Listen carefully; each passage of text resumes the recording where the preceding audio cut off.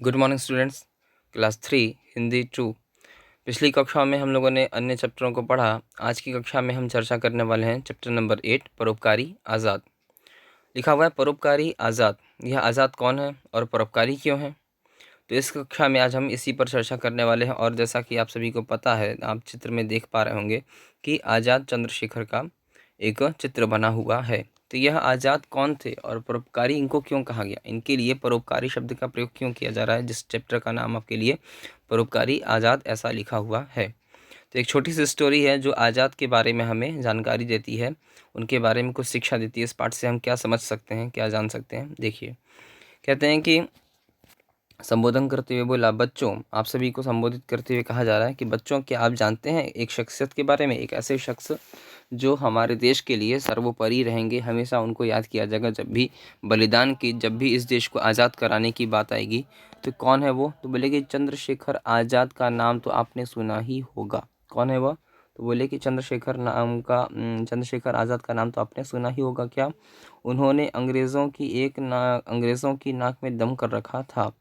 क्या थे? बोले स्वतंत्रता सेनानी थे एक प्रकार के। उन्होंने क्या किया? तो देश को आज़ाद कराने में, जब हमारा देश दुश्मनों के चंगुल में फंसा हुआ था, यानी कि जब हम गुलामी के जीवन को जी रहे थे, अंग्रेज़ों की देन पर हमारा जीवन यापन चल रहा था। तो बोले कि चंद्रशेखर आज़ाद का नाम तो आपने सुना ही होगा, इन्हें कौन भूल सकता है, इन्हें तो आप जानते ही होंगे, ऐसा आशा करते हैं। बोले चंद्रशेखर आज़ाद यह इनका नाम था। आज़ाद की इन्हें उपाधि दी गई, नाम इनका मुख्य था चंद्रशेखर था। तो बोले कि इन्होंने अंग्रेज़ों की नाक में दम कर रखा था। बोले कि अंग्रेज़ों की नाक में दम कर रखना, यानी किसी भी व्यक्ति की नाक में दम कर रखने का तात्पर्य होता है परेशान किए रहना। हम किसी को बहुत ज़्यादा परेशान कर देते हैं तो कहा जाता है कि तुम क्यों मेरे नाक में दम कर रखे हो, मुझे परेशान कर रहे हो लगातार। तो क्या हुआ? बोले अंग्रेज़ सरकार उन्हें पकड़ने के लिए बेचैन थी, पर उन्होंने प्रण किया था कि जीते जी वे गिरफ्तार नहीं होंगे, और हुआ भी ऐसा ही। ये लाइन हमें क्या बता रही है? बोलते हैं कि अंग्रेज सरकार उन्हें पकड़ने के लिए बेचैन थी, बहुत ही परेशान थी, व्याकुल थी, क्योंकि इनके द्वारा कुछ ऐसे एक्टिविटीज़ की जा रही थी आज़ाद होने के लिए, स्वतंत्र होने के लिए इस देश में। तो उन एक्टिविटीज़ से जो सरकार थी, जो ब्रिटिश सरकार थी, वह बहुत ही अत्यंत दुखी रहा करती थी। जैसा कि गांधी जी से भी लोग परेशान थे, तो आज़ाद भी उसी प्रकार से बहुत उग्र और व्याकुल एक नौजवान व्यक्ति थे, जो देश को आज़ाद कराने के लिए बहुत सारी चीज़ों में शामिल थे और ऐसी क्रियाएं, ऐसी गतिविधियों में शामिल थे जो अंग्रेज़ों को पसंद नहीं आ रही थी। तो अंग्रेज़ इन्हें मारना चाहते थे, इन्हें पकड़ना चाहते थे, इन्हें दंड देना चाहते थे, लेकिन ऐसा हो नहीं पा रहा था। हर बार कोई न कोई किसी कारण से, किसी चतुराई से आज़ाद तो नाम था ही, ये आज़ाद हो जाया करते थे, उनके चंगुल में नहीं आते थे। तो चंद्रशेखर की कुछ ऐसी एक्टिविटीज़ के कारण वे बहुत परेशान रहा करते थे। तो इस प्रकार से बेचैन थी और उन्होंने प्रण किया था कि जीते जी वे गिरफ्तार नहीं होंगे। तो अंग्रेज़ सरकार तो इन्हें मार देना चाहती थी, पकड़ना चाहती थी, दंड देना चाहती थी, अन्य सभी जो स्वतंत्रता सेनानी थे उन्हीं की तरह। लेकिन क्या खास बात थी आज़ाद के साथ? तो आज़ाद ने प्रण किया, जब इन्हें भी ये बात पता ही थी कि अब हम कभी भी अगर दुश्मनों के से घिरा गया, दुश्मन हमें पकड़ लेंगे, ब्रिटिश सरकार के जो सैनिक है वो अगर हमें पकड़ लिए तो हमें वो तुरंत ही मार देंगे या फिर हमें बहुत ही कड़ी सज़ा देंगे, जो बहुत ही कठिन हो। तो बोले कि इन्होंने फिर ऐसा प्रण किया। प्रण करना माने संकल्प लेना, हम किसी चीज़ को मन में ठान लेते हैं। तो इन्होंने क्या किया? एक प्रण किया। ये प्रण करते हैं, क्या किया? कि जीते जी वे गिरफ्तार नहीं होंगे। इन्होंने अपने मन में प्रण कर लिया कि अब मैं जब तक जिंदा रहूँगा, गिरफ्तार तो नहीं होऊंगा, मुझे कोई भी सैनिक ब्रिटिश पकड़ कर मार नहीं सकता, या मैं उनकी गोलियों से नहीं मरूंगा, वे मुझे नहीं मारेंगे। अगर मुझे मरना ही होगा, अगर मेरी मृत्यु निकट आ जाएंगी, जब मैं समझ जाऊंगा, तो मैं खुद अपने आप को अपनी ही हाथों से मार लूंगा, लेकिन उनके हाथों से मरना मैं पसंद नहीं करूंगा। यानी कि दुश्मनों के हाथ से मरना नहीं चाहते थे। ये उन लोगों में शामिल नहीं होना चाहते थे जो पूर्व के स्वतंत्रता सेनानियों को, जैसा कि ब्रिटिश सरकार ने पकड़ कर मार दिया था या जेलों में बंद कर दिया था। तो ये कार्य तो ऐसा ही कुछ कर रहे थे, लेकिन उन लोगों में शामिल नहीं होना चाहते थे। ये चाहते थे कि अगर मुझे मरने का अंतिम समय भी आ जाएगा तो उस समय से पहले ही मैं अपने आप को मार लूँगा, खुद से अपने आप को मार लूँगा। लेकिन स्वतंत्रता सेनानी होने पर भी मैं दूसरों के हाथ से मारा नहीं जाऊँगा, यानी कि दुश्मनों के, अंग्रेज़ों के हाथ से नहीं मरूँगा, यह इनका दृढ़ संकल्प था और हुआ भी ऐसा ही। और अंत में जब इनकी वाकई में जब ये इनका मुठभेड़ होता है अंग्रेज़ों से इलाहाबाद में, प्रयाग में, तो वहाँ पर भी ये अपने आप को खुद से ही मार लेते हैं, लेकिन अंग्रेज़ों की गोलियों से नहीं मरते। आगे क्या होता है, कह रहे हैं कि एक बार इलाहाबाद के एक पार्क में उनका आमना सामना अंग्रेज सिपाहियों से हुआ। देखिए वही बात कह रहा है और इसी बारे में इस पाठ में जानकारी है। तो बोले कि एक बार इलाहाबाद में, जिसको कि आज के समय में प्रयागराज के नाम से जाना जाता है, इलाहाबाद, तो बोले कि एक बार इलाहाबाद के एक पार्क में, हाँ बिल्कुल, देखिए यहाँ पर बोल रहे हैं कि एक पार्क में उनका आमना सामना अंग्रेज सिपाहियों से हुआ। वही ब्रिटिश सरकार के जो सिपाही थे उनसे आमना सामना हो गया, क्योंकि तो इनको खोजा जा रहा था मारने के लिए, पकड़ने के लिए, इनको दंड दिया जाए, क्योंकि आज़ादी के लिए लड़ाई लड़ रहे थे हम, बहुत सारे ऐसी गतिविधियों में शामिल थे। तो बोले कि दोनों ओर से गोलियां चली, यानी कि इनको मारने के लिए अंग्रेज़ों ने बहुत सारे राउंड्स फायर किए, लेकिन ये बच जा रहे थे। अंत में क्या हुआ, तो बोले कि जब आज़ाद के पास अंतिम गोली बची तो उन्होंने सिर पर अपनी पिस्तौल कनपट्टी पर सटाकर चला दी। तो कहते हैं कि दोनों ओर से गोलियां चल रही थी, जब आज़ाद के पास अंतिम गोली बची तो उन्होंने अपनी पिस्तौल कनपट्टी पर सटाकर चला दी। इस प्रकार वे बहादुरी से स्वर्ग सिधार गए। इनका जैसा प्रण था हुआ भी वैसा ही। कहने का तात्पर्य यह है कि जब इन्होंने प्रण कर लिया था कि मैं दूसरों की गोलियों से नहीं मारा जाऊंगा, दूसरों के हाथों से नहीं मारा जाऊंगा, अगर मेरा अंत आ ही चुका होगा तो मैं खुद से अपनी जान लूंगा, लेकिन मैं दुश्मनों के हाथ से मरना पसंद नहीं करूंगा। यह इनका प्रण था और जैसा प्रण था इन्होंने अपने प्रण को, अपने संकल्प को पूरा भी किया। तो जब यानी कि मुठभेड़ हुआ इलाहाबाद में, एक प्रयागराज में एक पार्क में इनका मुठभेड़ हुआ अंग्रेज़ों से, तो इतनी गोलियां चली, लेकिन अंत में क्या हुआ, जब आज़ाद जी के पास इनके पिस्तौल में, इनके बंदूक में सिर्फ एक लास्ट अंत गोली बची थी और सैनिकों की संख्या ज़्यादा थी, तो यानी कि बचना, अब निकलना पॉसिबल नहीं था, नामुमकिन सा था इनका बचकर जा पाना। तो जब इनको समझ में आ गया कि अब शायद मेरा अंत समय आ चुका है, अब ये मुझे मार ही देंगे, अब मैं इन फौजियों से बचकर नहीं जा पाऊंगा, भाग नहीं पाऊंगा और इन्हें मैं मारकर ख़त्म नहीं कर सकता हूँ, तो इन्होंने अपने बंदूक में बची हुई अंतिम गोली को अपनी ही कनपट्टी पर, यानी कि अपने सिर पर, जो कान के आगे का भाग होता है, जहाँ पर मस्तिष्क या बुद्धि है, आपने कई बार देखा होगा फिल्मों में इत्यादि में दिखाए जाते हैं, तो कनपट्टी पर सटाकर चला दिया, यानी कि इन्होंने अपने आप को खुद से मार लिया, गोली चलाकर शूट कर लिया अपने आप को। इस प्रकार वे बहादुरी से स्वर्ग सिधार गए। जिन्होंने अपना स्वर्ग सिधारने का यह रास्ता चुन लिया था, क्योंकि मैं दूसरों की गोलियों से, दुश्मनों की गोलियों से नहीं मारा जाऊंगा, इस प्रकार से वे बहादुरी से स्वर्ग सिधार गए। आगे क्या कह रहे हैं, बोले कि चंद्रशेखर आज़ाद अंग्रेजों के लिए जितने कठोर थे उतने ही मुलायम थे अपने देशवासियों के लिए। देखिए, तो अपने देशवासियों के लिए वही व्यक्तित्व सरल होगा जो स्वतंत्रता सेनानी हो, जो अच्छा व्यक्तित्व वाला हो।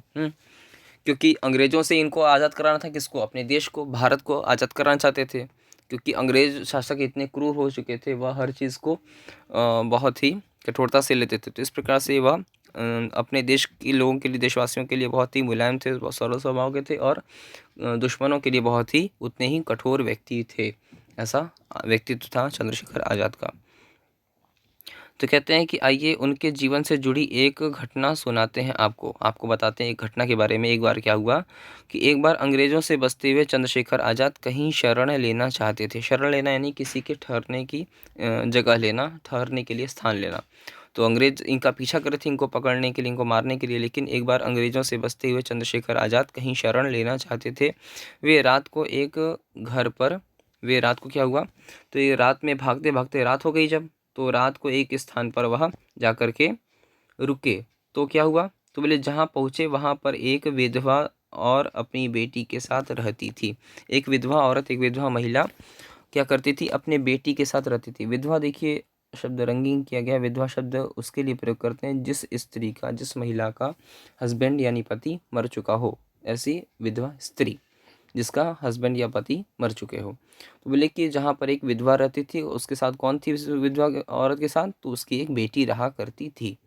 बोले विधवा ने आज़ाद को डाकू समझा और उन्हें शरण देने से इनकार कर दिया। इनकार करना यानी कि मना कर देना, मना कर दिया, यानी कि आज़ाद तो बच कर भागना चाहते थे, बच रहे थे, इसीलिए उनको एक शरण चाहिए थी रात में रुकने के लिए।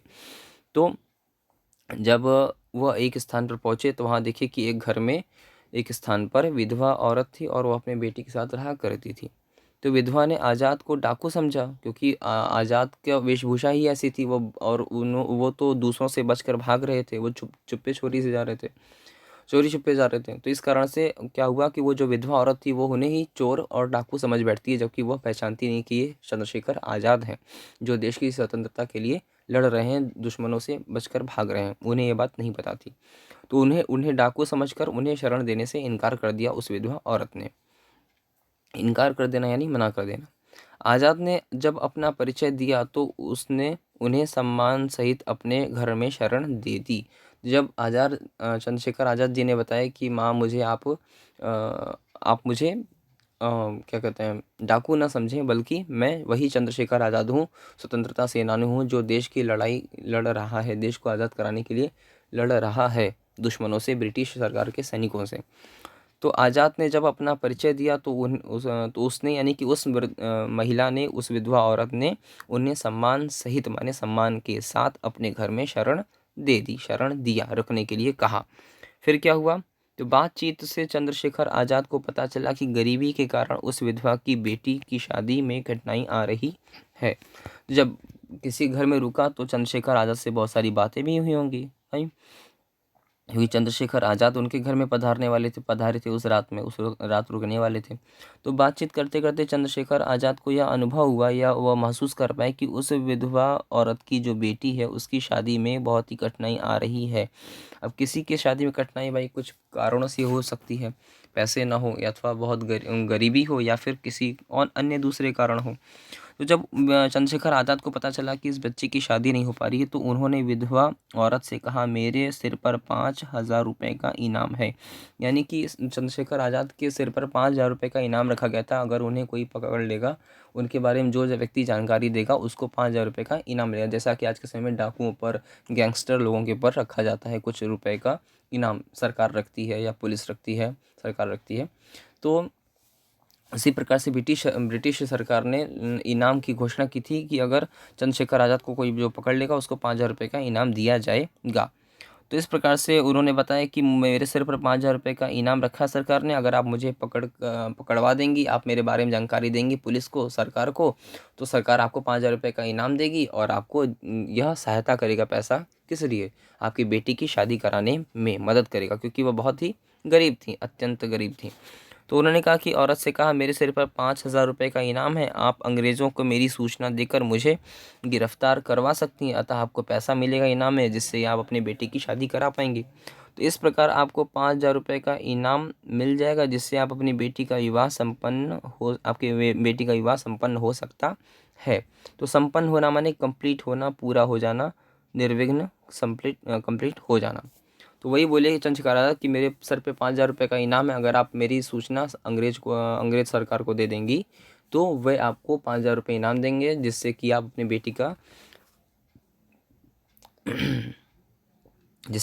बेटी का शादी करा सकती हैं। माफ कीजिएगा, संपन्न हो सकता है। यह सुनकर विधवा रो पड़ी। यह बात सुनकर विधवा जो महिला थी वह रो पड़ी, वह रोने लगी। क्यों? तो रोते रोते ही उसने कहा, भैया तुम देश की आज़ादी के लिए अपनी जान हथेली पर रखते हुए घूमते हो और न जाने कितनी बहु बेटियों की इज्जत तुम्हारे भरोसे है। तो उस महिला ने, उस औरत ने जो थी, उन्होंने कहा, क्या कहा, वे क्या कहती हैं कि भैया चंद्रशेखर आज़ाद, वह विधवा रो पड़ी, कहती हैं कि रोते रोते उसने कहा कि तुम देश की आज़ादी के लिए अपनी जान हथेली पर रखे घूमते हो और न जाने कितनी बहु बेटियों की इज्जत तुम्हारे भरोसे, यानी कि तुम ही तो हम लोगों की रक्षा कर रहे हो। ये तो नहीं तो तुम्हारे यहाँ अगर जैसे लोग ना हो, तुम्हारे जैसे स्वतंत्रता सेनानी ना हो, देश की आज़ाद के लड़ने वाले नवयुवक ना हो, तो इस देश का न जाने क्या भविष्य होगा, हम लोग की रक्षा कौन करेगा, हम वृद्ध लोगों की, महिलाओं की सुरक्षा किसके हाथों होगी। तो बोले कि अपनी जान हथेली पर रखते हुए घूम रहे हो और न जाने कितनी बहु बेटियों की इज्जत तुम्हारे भरोसे, यानी तुम्हें तो हम सभी की रक्षा कर रहे हो, और बल्कि तुम ऐसा कर रहे हो कि मैं अपनी बेटी की शादी कराने के लिए तुम्हारा शिकायत दे दूं, तुम्हारे बारे में जानकारी दे दूं पुलिस को, ताकि मुझे 5,000 रुपये मिल जाए तो तुम्हें गिरफ्तार कराने का कदापि पाप कदापि नहीं करूँ। कदापि माने कभी भी, कदापि शब्द का अर्थ होता है कभी भी। तो वो उस महिला ने कहा कि तुम्हें गिरफ्तार कराने का पाप तो मैं कदापि नहीं कर सकती, चाहे मेरी बेटी की शादी हो चाहे ना हो, मैं चाहे कितनी ही गरीब रहूँ, चाहे कितने ही कष्ट हों, लेकिन तुम्हें पकड़वा कर इस देश का भविष्य मैं अंधकार में नहीं डाल सकती हूँ। फिर क्या हुआ? तो कहते हैं इतना ही नहीं, उस विधवा ने आज़ाद की कलाई पर एक रक्षा सूत्र बांध दिया और उनसे देश सेवा का वचन लिया। यानी कि और क्या करती हैं तो महिला वह बहुत ही सम्मान करती है, बहुत ही आदर करती है चंद्रशेखर आज़ाद का। तो कहती है इतना ही नहीं, उस विधवा ने आज़ाद की कलाई पर, कलाई माने हाथों की कलाइयों पर, जहाँ पर रक्षाबंधन पे रक्षा बांधे जाते हैं, तो इस प्रकार का एक रक्षा सूत्र बांध दिया और उनसे देश सेवा का वचन लिया। यानी कि चंद्रशेखर आज़ाद से वो वचन लेती हैं कि मैं बहन होने के नाते तुम एक रक्षा सूत्र बांध रही हो कि तुम इस देश का, हम सभी नारियों का, महिलाओं का रक्षा करोगे इस ब्रिटिश सरकार से और इस देश को तुम आज़ाद कराओगे। तुम्हारे जैसे नवयुवकों की ही ज़रूरत है इस देश को, हम सभी को। ऐसा वह भरोसा दिलाती हैं और चंद्रशेखर आज़ाद से वचन लेती हैं कि तुम जीवन जीते जीते अपने इस देश के लिए न्यौछावर करोगे। तो बोले सुबह जब विधवा की आंखें खुली तो फिर इस प्रकार से बातचीत करते हुए वह रात को रुक गया। तो बोले कि जब सुबह हुई, दूसरे दिन सुबह जब हुई तो आंखें खुली तो चंद्रशेखर आज़ाद जा चुके थे। यानी कि में वहाँ पर रात पूरी व्यतीत किया, लेकिन चंद्रशेखर आज़ाद जब सुबह हुई तो वह निकल गए थे, अपने स्थान से चले जा चुके थे। तो सुबह जब विधवा की आंखें खुली तो चंद्रशेखर आज़ाद जा चुके थे। यानी कि चंद्रशेखर आज़ाद पहले ही सोकर उठे और काफ़ी जल्दी ही वह निकल गए वहाँ से।